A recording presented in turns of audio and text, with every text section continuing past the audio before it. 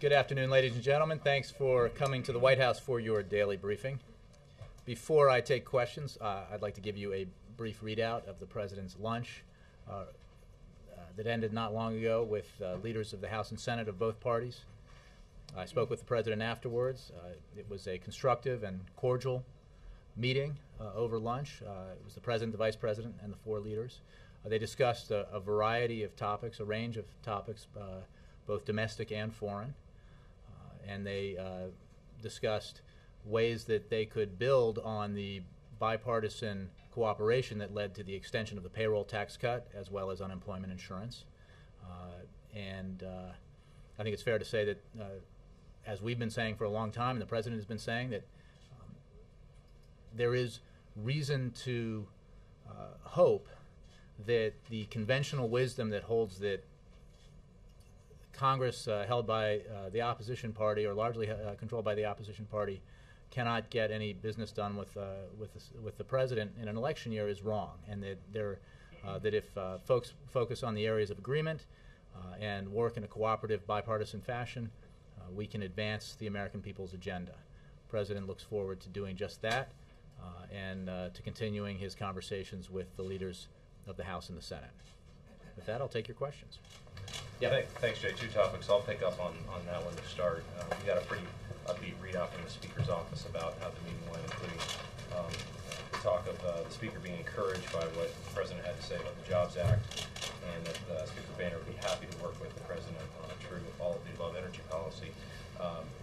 Your readout there sounded pretty upbeat as well. Mm-hmm. Was there a specific legitimate agenda that you believe came out of this, items that the American people can look to say those are actually likely to get done?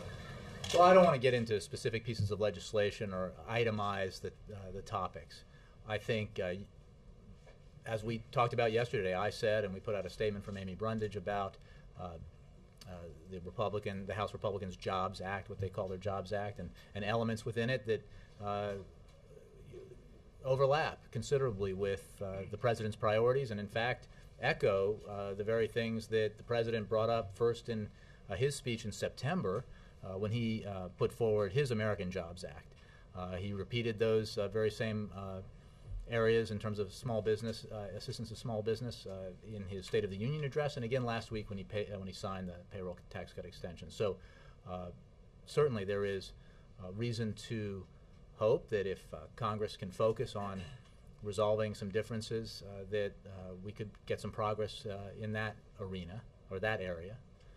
And as for energy policy, the President stressed that he will continue to focus on an all-of-the-above approach. And an all-of-the-above approach does not mean just drilling. It includes drilling. And as you know, since President Obama took office, domestic oil and gas production has continued to increase to a point where we're now at an 8-year high. And the President's very committed to continuing to expand domestic oil and gas production safely and responsibly. But he knows, and it's important that politicians be responsible and acknowledge that if drilling were the answer, we would not see the spikes in oil prices that we see, because we have been expanding oil drilling, and we saw global oil prices spike up last year, and of course they are doing so again now. We need to take an all-of-the-above approach. And that all-of-the-above approach includes renewable energy sources. It includes investments in innovative clean energy technologies. It includes approving the construction of the first nuclear power plant in the United States in 30 years, as well as developing more areas of domestic oil and gas production. On that specific point of oil drilling, did the Republican lawmakers pressure the President again on the Keystone Project, and if so, what came of that discussion? I don't want to get into specifics. It was a cordial and constructive meeting. The President, as you know, as we made clear, welcomes the decision by TransCanada to construct the pipeline from Cushing, Oklahoma to the Gulf of Mexico. That will relieve a bottleneck that has formed in Cushing and allow oil to get to refineries and to market. And he certainly, we acknowledge that, and TransCanada has said that it intends to resubmit or submit a new application for a permit to build its cross-border pipeline, Keystone XL. I would simply say, as I said yesterday, that calls to approve Keystone XL right away, again, are insulting to the American people because there is no permit to approve. There is no pipeline route to review. And when there is, it will be reviewed by, if an application is submitted and a new route is identified, it will be reviewed in accordance with the process that's been in place for many administrations and many years, and will be done by the book. And the decision that the President made in January, because Republicans decided to play politics with this and force a decision before proper review could be conducted, was made without prejudice on the merits of the project. So, I mean, that's how we view Keystone. But I think it's important, too, to, as I said yesterday, that anybody out there who's telling his or her constituents that approval of Keystone will somehow lower the price of gas at their local gas station is blowing a lot of smoke. Okay. I wanted to ask you about North Korea as well and the developments there, and try to get the President's thoughts on two fronts. Do you see this as a legitimate breakthrough?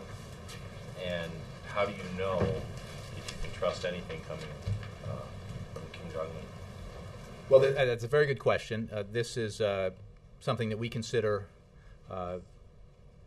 these are concrete measures that we consider a positive first step toward complete and verifiable denuclearization of the Korean Peninsula in a peaceful manner, which remains this administration's core goal. The agreements that the North Koreans have made are very welcome, but obviously they need to be followed up by actions. And commitments to do something are one thing, actually doing them are another. So we will pursue this policy area with that approach in mind. So again, a positive first step. This is certainly a notable development, but we need to focus on actions as well as agreements and statements. What does it mean for the resumption of six-party talks? Well, this is a step towards that, but again, I think it will depend on actions that the North Koreans take to demonstrate their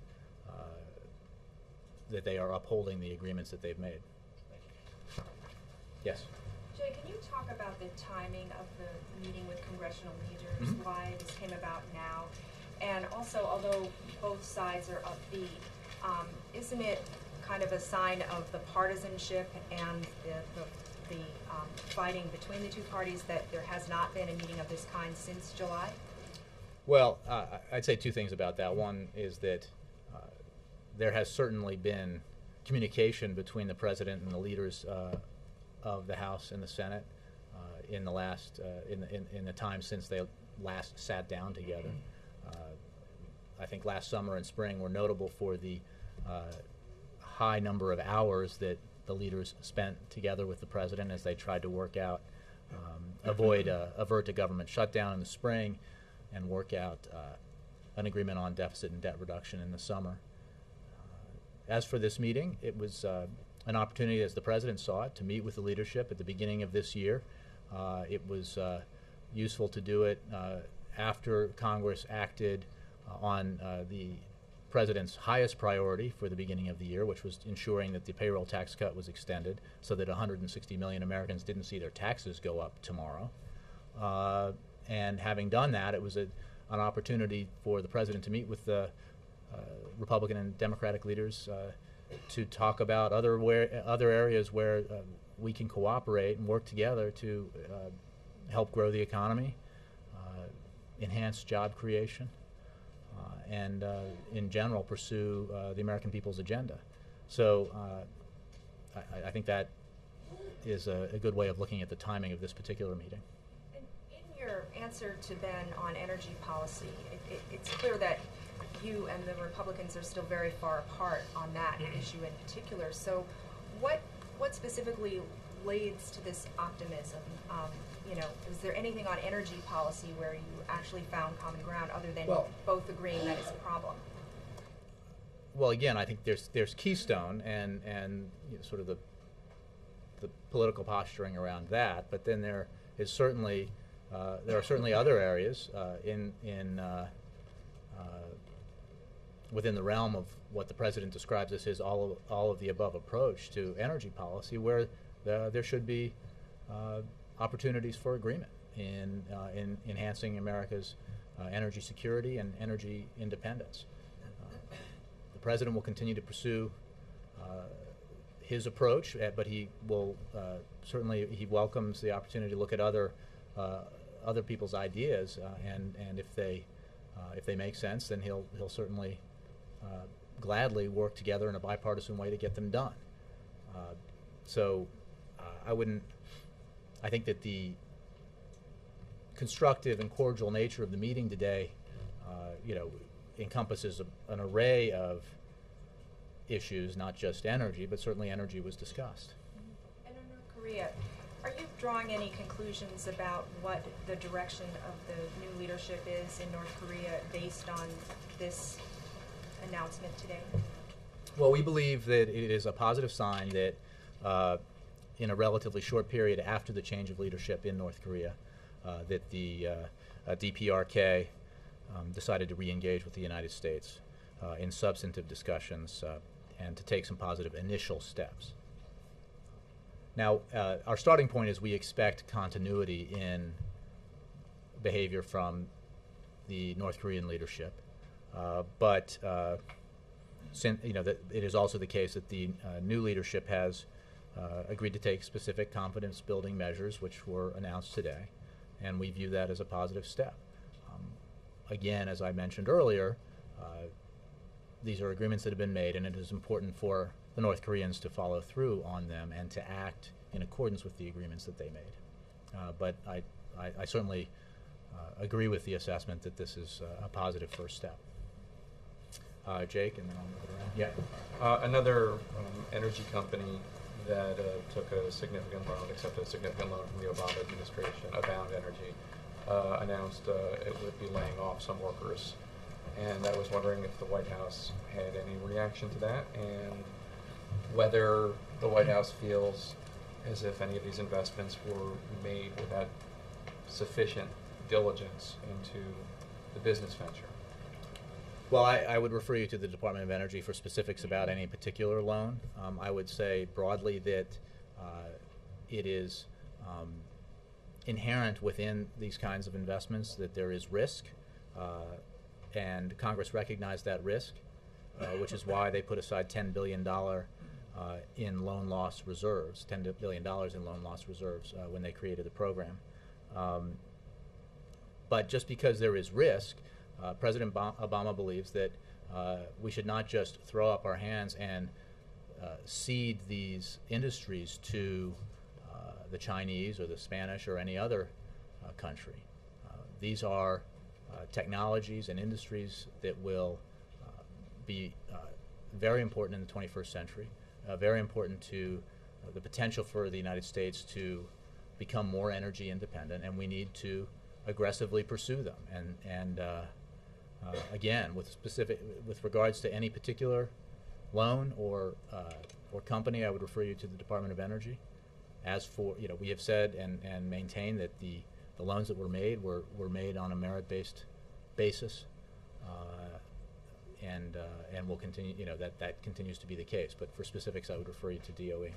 And then, in light of the president's pending speech at APEC and the visit of Prime Minister Netanyahu, I was talking to a national security expert who was telling me that he didn't think that there had been enough of a discussion of what if Israel did launch a strike against Iran's nuclear facilities and things went wrong. And one of the issues he raised was the idea that Iran obviously borders Afghanistan and has stayed relatively has stayed pretty much out of Afghanistan in terms of, compared to some of the things that it's done in Iraq, for instance, in terms of arming the insurgents in Iraq.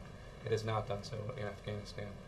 And the official, the expert rather, expressed concern that if things went wrong, then it would be possible that Iran might start helping to attack or at least arm insurgents in Afghanistan and try to kill American soldiers. Just in light of publicly discussing the things that could go wrong in such a strike, is that a concern being discussed here at the White House? Well, I would say two things about that. First, our approach to this has been to galvanize and mobilize the international community, to make it clear that Iranian behavior is the issue, to pressure and sanction Iran for its failure to live up to its international obligations, and to ratchet up that pressure and increase the sanctions on Iran to the point where we hope Iran will change its behavior. We believe that there is time and space to continue to pursue that approach, even as we refuse and make clear that we do not take any option off the table in our effort to prevent Iran from acquiring a nuclear weapon. It is certainly the case, and I think we have been clear about this, that any military action in that region threatens greater instability in the region, threatens, as you point out, because Iran borders both Afghanistan and Iraq. We have civilian personnel in Iraq. We have military personnel as well as civilians in Afghanistan. There are all sorts of potential consequences to more military activity in that region and in Iran specifically. But our approach right now is to continue to pursue the diplomatic path that we've taken, combined with very aggressive sanctions. We continue to ratchet up the pressure on Tehran. And I think it's important to note that while Tehran does not and has not lived up to its international obligations, that it does not do the things it needs to do to demonstrate that it does not have nuclear weapons ambitions, we do have visibility into their programs, and Iran has not broken out and started to pursue a weapon. So there is time and space to continue to pursue the policy that we have been pursuing since the president took office. Let me move it. Yes. Jay, on the deal with North Korea, is it fair to characterize this as a continuation of the arrangement that was being worked on before the death of Kim Jong-il? Well, I would say that there had been some progress or initial progress towards in this direction prior to the change of leadership, but it is certainly the case that in a relatively short period after the change of leadership that the DPRK has made these agreements, and that is certainly notable. But in general, like I said, we approach this with the expectation of continuity in behavior, but note that there has been this positive step. And the officials that sort of gave a background call on this were describing that they thought that the North Koreans had to sort of check back with the leadership before the agreement. Was something similar done with the president? Did he have to make a phone call and sign off on this, or were instructions given prior to the trip? Well, I don't have specific readouts. I mean, the president is fully briefed on these kinds of significant discussions both before and after, but I don't have a specific modality to describe to you in terms of how our interlocutors are given their marching orders and how they're executed. Yes, Mark. The NGO agreement under which the Americans are now free to leave, I mean, I realize there's some relief that they are, but has this incident done lasting damage here? I mean, Hillary Clinton got, lawmaker after lawmaker today was asking her about, do we really continue to give aid to folks when they're doing this? What do you think? Well, I'll make 2 points about that. One, I don't have any specific information about the reports that you mentioned. with regards to the Americans in Egypt. I would note that we have worked this issue very hard with our Egyptian counterparts. It has been a priority of the President to resolve this. And we have made clear throughout the process, Secretary of State Clinton, Secretary of Defense Panetta, and others, that we consider it a very serious matter, and that it had the potential of affecting our relationship. But I don't want to get too far ahead of these reports until we have more details about them. Nora? You just said that we do not believe that Iran has broken out to pursue a weapon. Is that why the administration is reluctant to outline when it may use a military option? Well, no. I think that we've made very clear that we do not take any option off the table as we pursue a policy designed to prevent Iran from acquiring a nuclear weapon. We believe that the policy that we've been pursuing, unifying the international community and pressuring and isolating Tehran, creates the best opportunity for ensuring that Iran does not acquire a nuclear weapon. It is the best option, and because there is time and space still to allow that option to work, we are continuing to pursue it. But speculation or about what we would do if this were to happen and what would trigger what response is not something I would do here from the podium, and it's not productive to the success of our policy. To clarify, is U.S. policy to prevent Iran from acquiring a nuclear weapon, or to prevent it from acquiring nuclear weapons capability? Well, I think I've been clear that it's that we are determined to prevent Iran from acquiring nuclear weapons. We obviously monitor through IAEA inspectors their nuclear programs, and there is no question that Iran has not lived up to its international obligations with regards to uranium enrichment and their level of cooperation with the IAEA. So the fact that we do have inspectors who are able to provide visibility into their programs does not mean that they have been entirely cooperative, because they have not. And it is Iran's refusal to behave in accordance with their international obligations to take the necessary steps to assure the international community that they do not have the intention of developing a nuclear weapons program and developing nuclear weapons, that they are subject to these broad and increasing sanctions by the United States and the entire international community. And that pressure will continue, and it has had an effect on both the economy and on the political leadership. Can you speak to some of the reports in the Israeli papers that Prime Minister Netanyahu is going to pressure President Obama to be more specific about these quote-unquote all options on the table? Will the President be more specific? The President is very specific and direct in his many conversations with the Prime Minister of Israel, and I'm sure that will be the case when they meet again next week.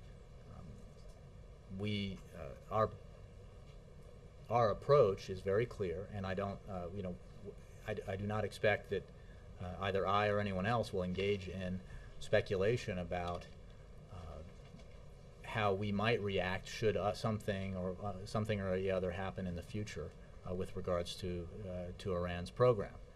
So I think you'll hear from us a very consistent message, and I fully expect that the President's conversations with Prime Minister Netanyahu will continue to be as detailed and candid as they always have been. And if Israel attacks Iran and Iran retaliates, will we defend Israel? That's a couple of ifs down the road. What I can say is that we have an unshakable commitment to Israel's security. It's a commitment that's demonstrated by the unprecedented level of military to military and intelligence to intelligence service cooperation that we've established with Israel, a fact that has been testified to not just by Obama administration officials, but by Israeli government officials, including the Prime Minister and the Defense Minister. And that level of cooperation will continue. We are absolutely committed to Israel's security. Sorry, just one more on gas prices. What's the current administration thinking on whether to tap the reserves? Should I tell you?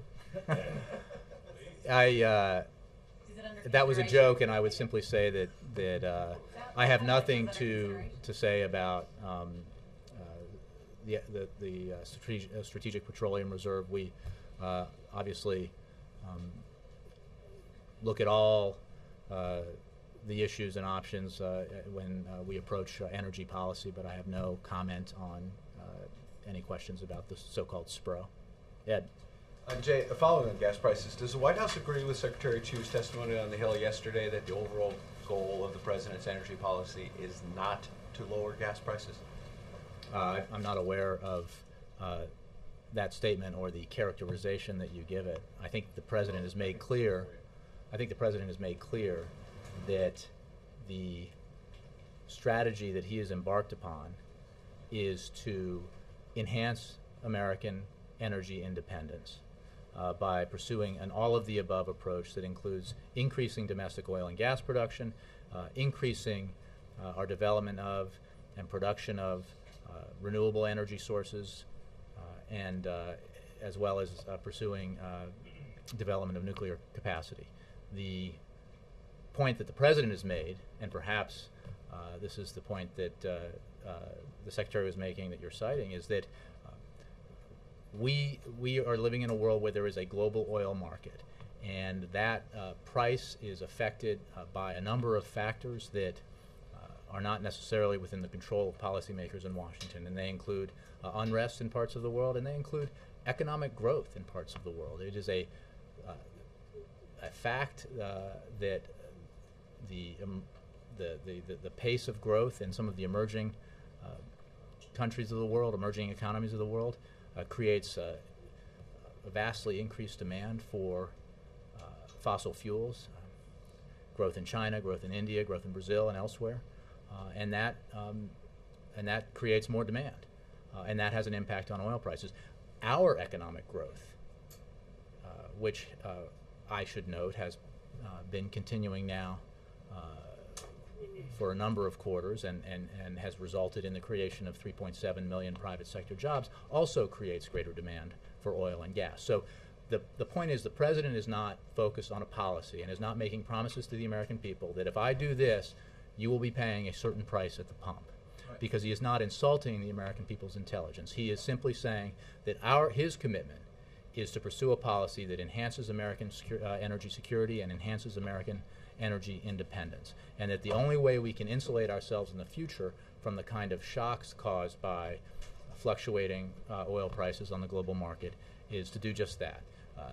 To take an approach that has, by the way, resulted in a reduction already since he's been president in our imports of foreign oil. But is it reasonable also to expect that while you're working on that long-term strategy, that the president is also working in the short term to try to find a way to lower gas prices for people who are experiencing gases? There is no question. We look at every option and review all of the aspects of every option that might be available. But it is, again, a false promise to make by any politician that they have a three-point plan, that a three-point plan exists that can guarantee a certain price for unleaded gasoline at your local Exxon or Sunoco or Chevron or station. It's just not. It's not credible, and it's an insult to the intelligence of the American people. So is the overall message then that as you're working on this long-term strategy, the price of gas may just keep going up and up because we can't lie to you that it's going to go down. We don't have a three-point plan. It's just going to keep going up. Well, the fact of the matter is prices in global markets go up and they go down. So the focus that you need to have is on a sustainable policy that enhances American energy security, enhances American energy independence, and that's the approach the president's taken. Mara? Can you talk about tomorrow what he's going to say and why he's chosen New Hampshire? Well, I don't have any readout to give to you. I think any preview to give to you rather of the speech yet.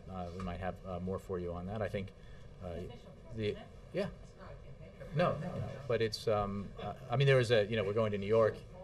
I think we're going to New York afterwards, but, I'm sure we'll have more to say about that later in the day. I don't want to steal the president's thunder, but you can expect that he'll be focused on matters of domestic policy that are of concern to the American people. And I'm sure we'll have more details for you. Kristen. Thanks, Jay. Following up on North Korea quickly, you talked about the fact that this is an important first step and that you want to see it followed up with concrete action. Mm-hmm. Can you speak specifically about what some of the benchmarks are that you'll be watching for in the coming months? Well, look, the DPRK has agreed to implement a moratorium on long-range missile launches, nuclear tests, and nuclear activities at Yongbyon, including uranium enrichment activities. It has agreed to do that. What we will be looking for is for them to honor that agreement by implementing a moratorium on long-range missile launches, nuclear tests, and nuclear activities at Yongbyon, including uranium enrichment activities.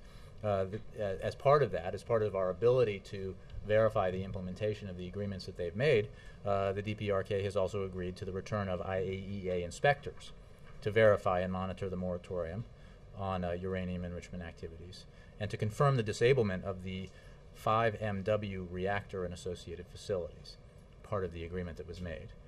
So those are the actions that follow on the commitments that were made, and that's what we'll be monitoring, and clearly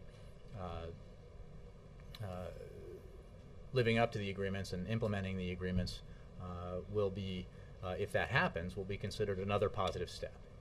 So that's what we'll be monitoring and watching. And also, Reverend Franklin Graham made headlines earlier this month when he questioned the president's religion on MSNBC. He's just released an apology saying the president has said he is a Christian and I accept that. Is that apology good enough? Well, I don't know that we didn't seek an apology. We certainly appreciate the sentiment expressed, and we'll leave it at that. Dan. Thank you. Just on North Korea, continuing what you were just talking about, beyond what North Korea, this agreement on its nuclear program, is there the hope that this will help to lift the veil on their intentions, deliberations rather internally in that country? Well, I think I'm not breaking any news when I say that it's an opaque society and an opaque government. I think everything remains to be seen here. Again, we have no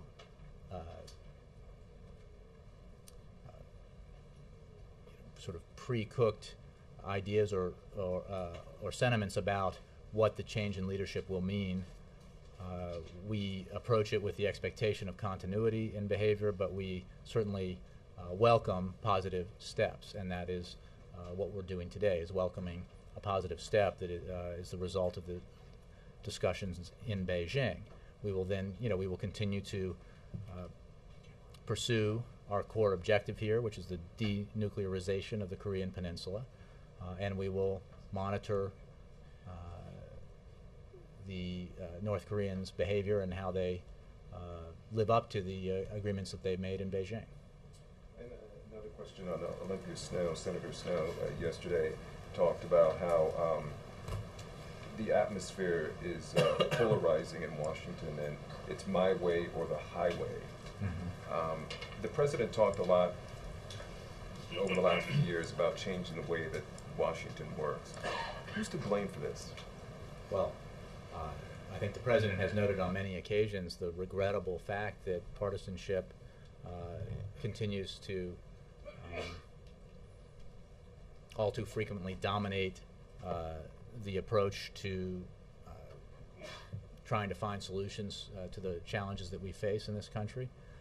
And he has worked very hard to try to find common ground with members of the other party in Congress, and that began with reaching out on the Recovery Act and on health care reform and on issue after issue, and continued through his efforts in negotiations with the Speaker of the House to try to find a balanced, sweeping grand bargain approach to dealing with our deficit and debt issues.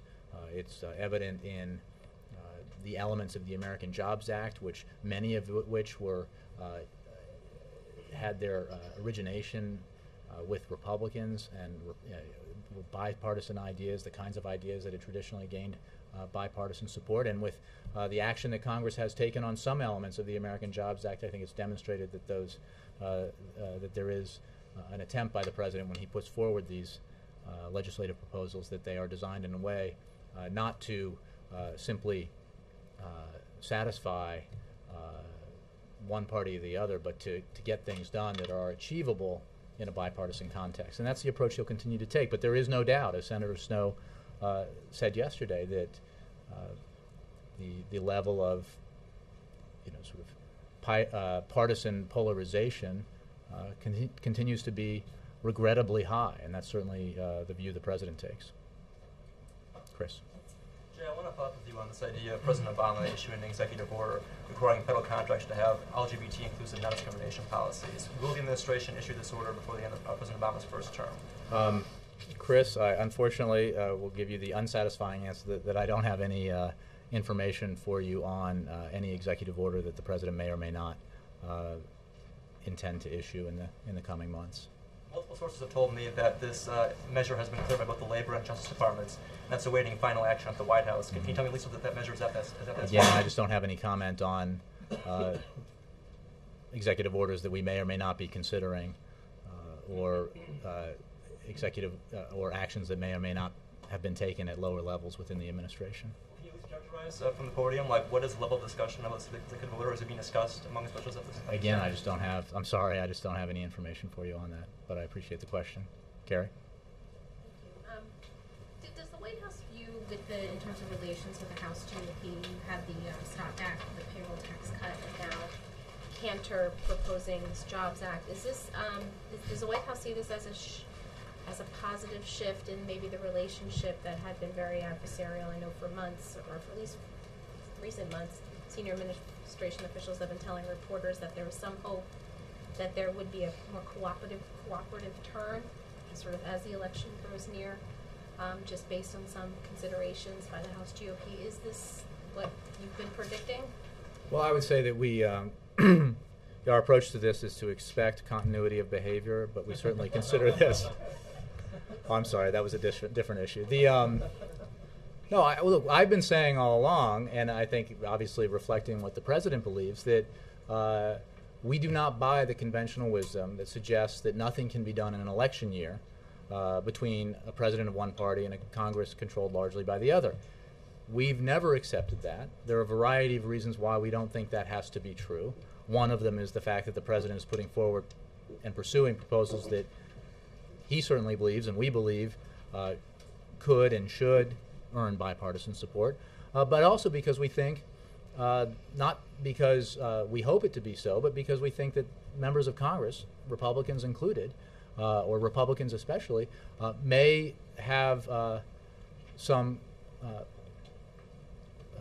compelling reason to try to get some things done before the election this year. I think that it's a function of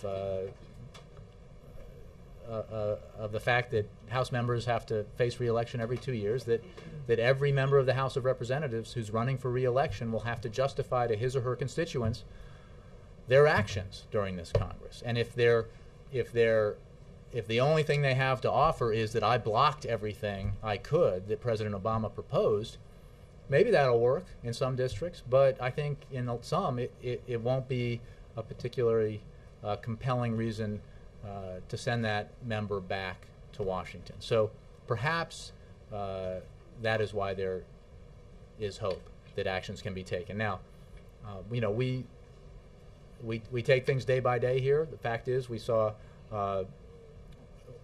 relative to what we've experienced, fairly swift action to extend the payroll tax cut and unemployment insurance. That was a good sign, and we certainly, some of the items that you mentioned, raise the hope of further bipartisan cooperation, and this President would certainly welcome that. because as he's made clear, there's a lot of time between now and November. There's even a lot of time between now and when the general election campaign will really require his engagement at a higher level. And between now and then, there's an opportunity and really a requirement that he do everything that he can to try to move the ball down the field in terms of the American economy and employment in this country. So he's going to take advantage of that to the extent that members of the other party in Congress see that as a positive opportunity for them. He will welcome it. Carol. Did the leaders set enough time for another meeting late in the future? I don't have a meeting, a future meeting to announce for you. It's certainly the president looks forward to continuing the conversation that he and the four leaders and the vice president had over lunch today. I would note that, and maybe I did already in answer to the question about the last time they physically met in this kind of grouping. While that has been a while that they've had this kind of meeting here in the White House, the president has obviously had numerous discussions with the Speaker of the House since then over the phone at various times over the past several months, and the communication will continue, whether it's at lunch or in physical meetings or on the phone, is yet to be determined. Trying to figure out what's next. Had they agreed to move for task White House aides with talking to their congressional counterparts on something specific? You've talked about the small business legislation. Do they at least agree that they would move the ball forward on that? Well, we've been very explicit, I think, about the opportunity to move forward on some elements of the proposals that the majority leader put forward, and we will certainly pursue that, working with members of both parties in Congress. There's an opportunity to get that done, and hopefully Congress will act on it. It requires, having the accomplishment as the goal here, as opposed to, some sort of partisan goal, which, again, I think there is an indication here that we can get some things done, and we look forward to doing that. I don't have a specific readout about who, Rob Neighbors is obviously our top legislative affairs official here at the White House, and he's engaging with leadership offices all the time, and will continue to do so, and others will as well. On North Korea, with this particular development, is the White House concerned at all that these steps could be seen as, or end up propping up a dynasty that's basically been an adversary of the U.S. and its allies and to its own people? And there's members of Congress who are expressing those concerns. Well, which steps? The agreements that the DPRK has made, or you mean the food assistance? The food assistance is not a quid pro quo. It's not a contingent upon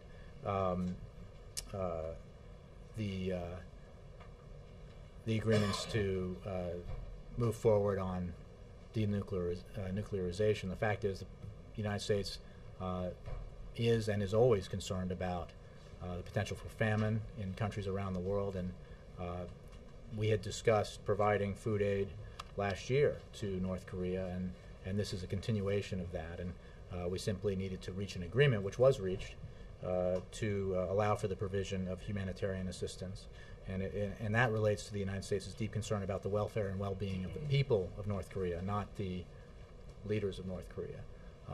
As for the broader question, this president's policy, this administration's goal, is the denuclearization of the Korean Peninsula, and we have been very hard-nosed in pursuing that, and we will continue to be hard-nosed in pursuing that. And to the extent that this is a positive step, a small step but a positive step, that's a good thing. But as I've said repeatedly here, it will further progress will depend on the implementation by the DPRK of the agreements that they made in Beijing.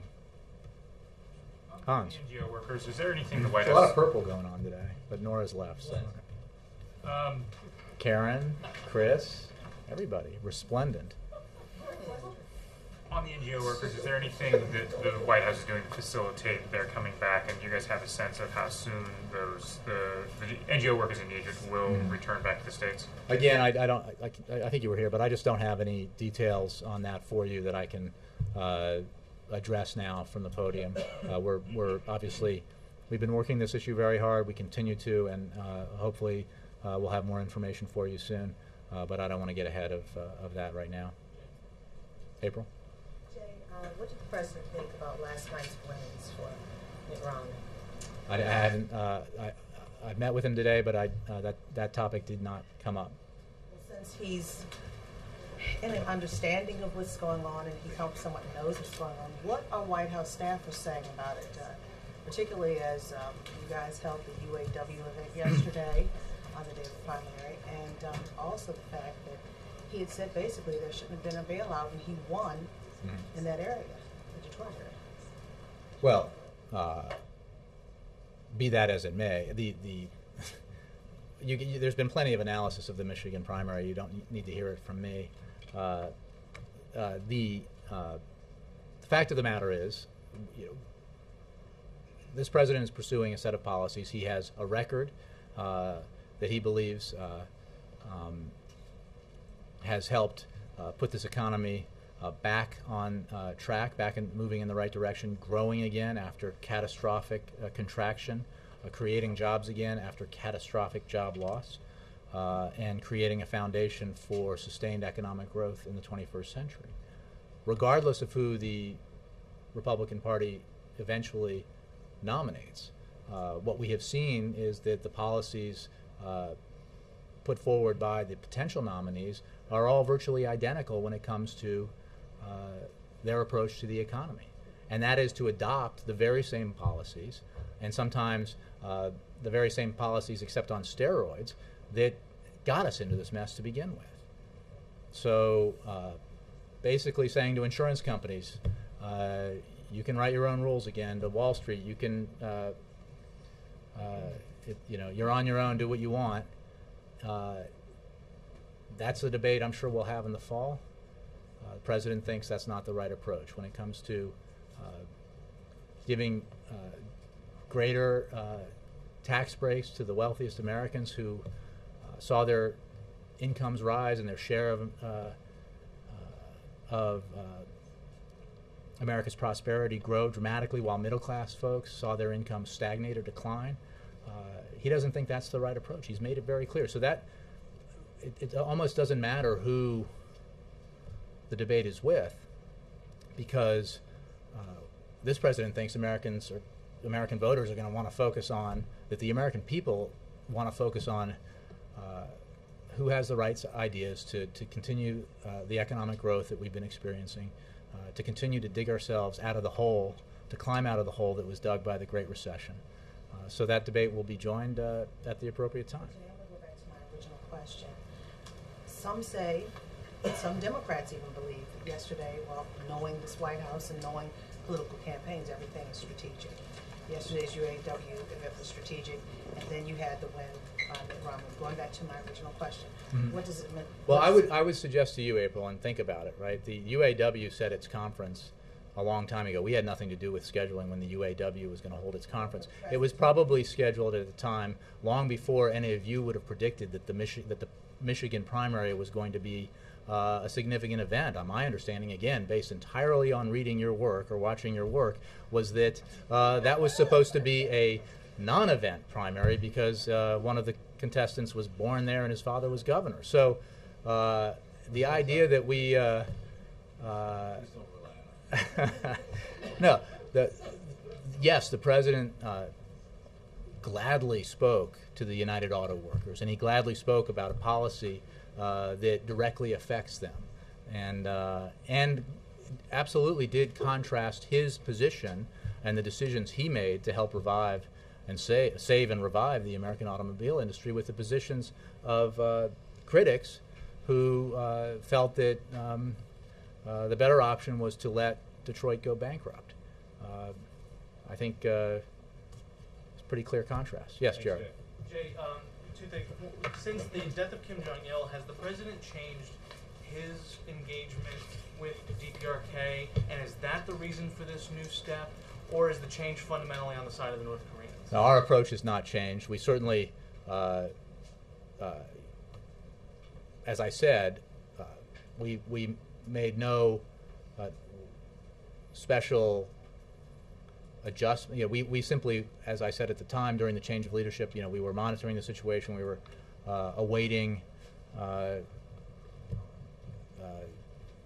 allowing for that period of change to take place. And our approach has always been the same, and our expectation was not for anything but a continuation of a continuity in the behavior of the DPRK. Our approach to our goals have not changed. Our approach has not changed. And again, this is a positive step, but we are a long way from achieving our goal, which is the denuclearization of the Korean Peninsula. 4 years ago today, and I remember it only because of the leap year, the Hillary Clinton campaign unveiled their 3 a.m. phone call ad. Does the president feel that any of his Republican opponents are unfit to answer that call? That's a question I won't.